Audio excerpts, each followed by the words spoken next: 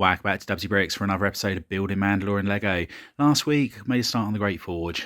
Prototyped the first forge just there and did the rock work along the side here, only to discover that the images that I was using from one episode of Mandalorian weren't possibly the best ones, and that this wall along here should actually be smooth and the rock work is above it. So I'm going to look at possibly amending this later on, but what I want to start off with is concentrating on how I'm going to get these great forges to look. So that's the start of it. I want to get all three made and see how much room's taken up on the base here, and then I'll be able to work out how far out I can make this wall and rock work go. So let's have a look at those images and let's start on making those forges. Just working on the forges here. I'm still experimenting with this design here, being the size of it. At the bottom here I put these 45-degree slopes, and they're as close as I can get because the corners knock. However, if I use one of these pieces here, then the curve at the bottom of it enables me to get them a lot closer, so I can get twice as many on, basically. Now, last week somebody asked me about the pick-a-brick wall and about the boxes. When I went to the new Lego store, they noticed that they had the boxes there and I was still using the pab cups. And I'm under the impression that the pab cups, you can fit a little bit more in there. However, I will be experimenting with that later on in a few weeks' time when I go up there again. But one thing I did notice is that I've been looking for a whole host of these. I need probably about 50, 60 of them to go on my forge, and I wasn't sure that I had any. And this pick-a-brick cup here is just full of gold pieces, and as you see, there are a whole load of them in this cup. And this is the one advantage with pick-a-brick cups. Whenever I fill them up with bricks, I always put whatever small pieces they've got on the power board in there just to fill the gaps up, just purely for the sake of it, to make sure I'm getting the maximum pieces for my money. And I don't think that would happen with a square box. If I'm filling it up with bricks and plates and things like that, it's going to be full up and there's going to be very little gaps left for me to do that. So the pick-a-brick cup in this case has come to the rescue in the fact that I've got pieces here that I thought I was going to have to order in. So anyway, I just thought I'd share that little useless bit of information with you. But yeah, it's going to enable me to get a lot more of this mock done today than I thought. And I feel like I'm making some progress with the Great Forge. So this is last week's prototype, and I put these 45-degree slopes on the bottom. However, due to the sharp edges on the bottom, I couldn't get them any closer than what I'm showing you on here. So I've been experimenting and I've come up with this contraption, and it's a whole load of modified plates which have got the curved edges on there, a load of clips and bits and pieces, and it's enabled me to put some of the 2x2 curved slopes on, and they're just touching on the corners, a little bit of overlap on there. However, it's looking a lot better. So let me just attach that to the bottom. I'm going to put a dish on the top of this to hide all the multicolored plate, and let's show you what it's looking like. And there is the section on the bottom of the forge, and a lot happier with that. Now, the one thing I am going to do, I'm going to change the length of that from an 8 down to a 6. I have come up with a new combination of using the snot bricks inside, which has enabled me to get it that little bit shorter. And how I've gone about doing so is I'm using a 2 long one in the centre there and then 2 individuals on the top. And that's enabling me to get that all sorted. The reason you can't see a stud on that one is I've got a pole going through, so I've reversed it, but I can just put a snot brick which has got a hole on either side. But yeah, that's how it's all coming together. So now I've worked out that how to get the height at 6 studs, and I'll do it the same width as that one just there. But I think this forge is going to start looking pretty good. So let's get all those changes made over to it. Then once we've done that, I can then start concentrating on the tool bit that goes on the very top of it. And here we have the revised prototype for the forge, and much happier with the dimensions of this one. Going for the 6 long plates here as opposed to the 8 are much better. It's looking I'm a lot happier with it, basically. This section will go on the top here, and I just need to work out exactly what I'm going to be doing with this. There needs to be a lot of details on it, pipes coming out of it. So I just need to work out exactly how I'm going to do that. I may make this 2x2 in the centre and then have bricks coming out of it, which I'll attach the pipes to. So there's a lot of experimenting I need to do. But first of all, I'm going to work on the central pillar that's going to be holding the 3 of these forges together. So let's have a look and see what we can come up with design-wise on that. And once I've made a bit of progress, I'll check back in and show you what we've come up with. And here is the prototype for the center section, and it's all kept together on clips here. So let me just break one off there. So I've used these brackets here with the hinge pieces on. In the center here, I've had to get it off stud because it's 7 bricks across on there, or 7 studs across. So I had to put a jumper plate in to get it back by half a stud. So it is using a combination of pieces just to get it all lined up perfectly so that these touch at the corners there.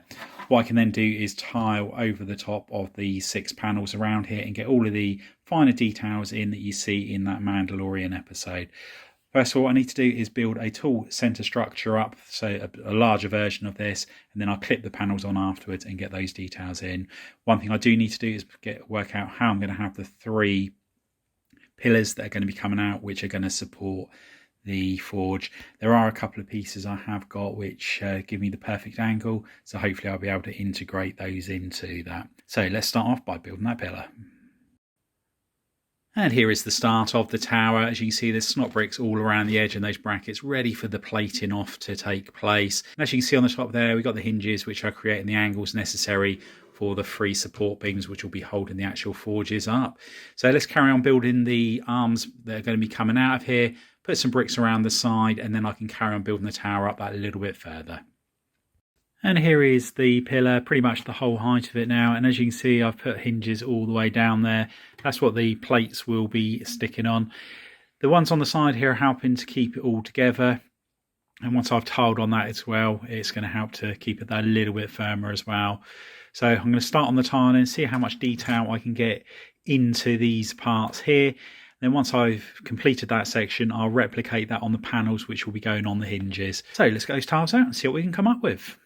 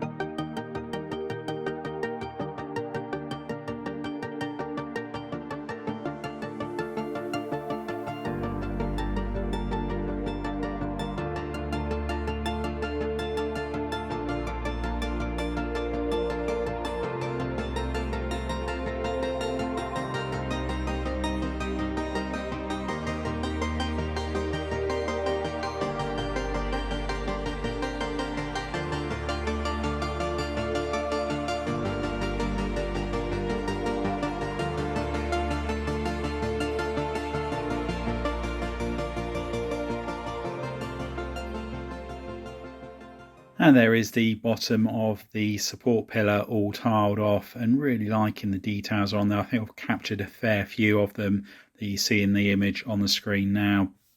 I've got to work out exactly what I'm going to do around these support beams on here. The reason that it's not going down as far here as it is there is this bit here will sink into the mills plate to stop it moving. So that will just be resting on some tiles on the actual mills plate itself. So that's the reason for that. So yeah, really happy of how this is all coming on. So what we've got to do now is work out what we're going to be doing on this top section as well, and also work out how I'm going to finish off the look on these. I may just put some of the modified plates on here and then tile it all off. In the image it doesn't look like it's covered up that much, so I could just put some Technic pins in here, the little short ones, and then tile over the top of it. So that is another option. So yeah, let's have a think about that, and then we can make a start on working out how to do this top section as well. And here is the center part of the Great Forge, and really liking the look of this. The details down here I think is pretty accurate to what you see in the Mandalorian. I think I've found out enough pieces to do the other two of these, and on the bottom of this section just here I have found these modified plates here, or clips, which have got the 2 studs on them, which has enabled me to put these curved tiles on here a lot better. They're a lot stronger. When they were on these 1x1 studs just here, they were just popping off all the time. So what we're going to do now, we're going to make the other 2 of those up, and then once I've done that, I'll start working out how I'm going to attach the upper cylinder.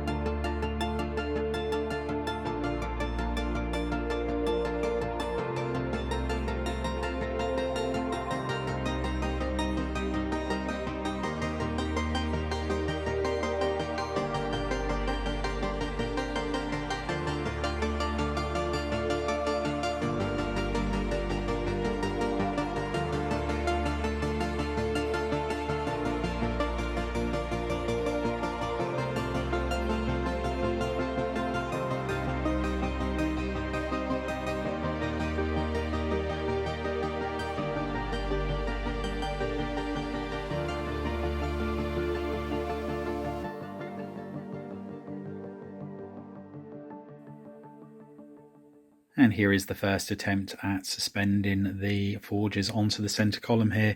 And it's a simple technique of just sliding it in on that little section just there. However, I do feel that this is way too thick. By the time I've added pipes on there, it's going to be coming out probably further than what this dish is here, and I don't want that to be the case. So I'm going to have a little play this coming week with different techniques and ways I can attach that all to this.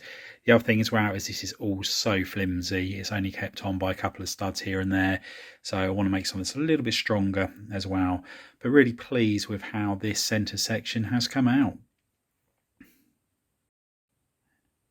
And here is the forge inside the rockwork, and it's looking very wide, and I'm not sure if this is actually wide enough. However, once I remove this rockwork, put the wall in here, it is going to free up 3 or 4 studs on there, so hopefully that will all work.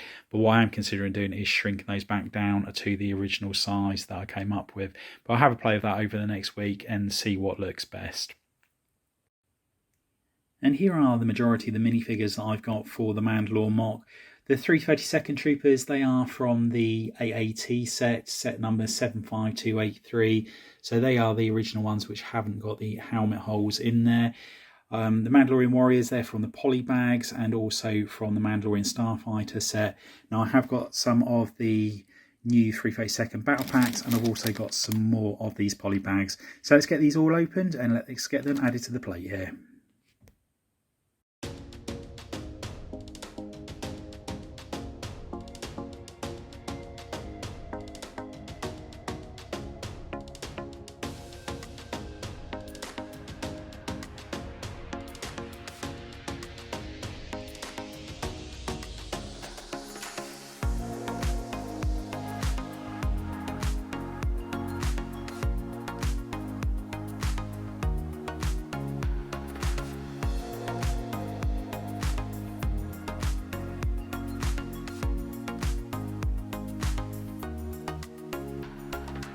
Here are the minifigures all on the base plate, and really pleased with how these armies are coming on. We've got 37 of the Mandalorian warriors there behind Bo-Katan, and on the 332nd there are 28 troopers as well as Captain Vaughn.